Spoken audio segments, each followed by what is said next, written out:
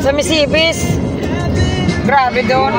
Ang sabi niya si ano, kanina pa tayo dito di ba? Akala ko, sa ano, sa Bituka, saglit lang. Sa Misibis. Wala mo kanina rin. Pero ang ganda ng view nung kagabi na kasi tayo. Malayo na.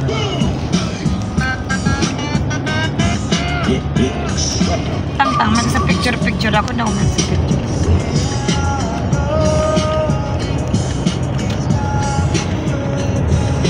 Pwede mo na hindi ko na ano, matanda. Tapat niya.